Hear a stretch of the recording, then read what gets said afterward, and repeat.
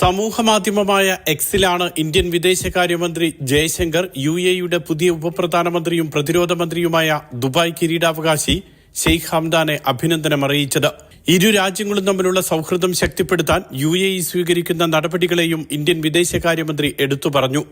UAE vice പ്രസിഡന്റും പ്രധാനമന്ത്രിയും Dubai ഭരണാധികാരിയുമായ Sheikh Hamdan പുതിയ പദവി നൽകിയ വിവരവും മന്ത്രിസഭാ പുനഃസംഘടനയുടെ വിശദാംശങ്ങളും പങ്കുവച്ചത്.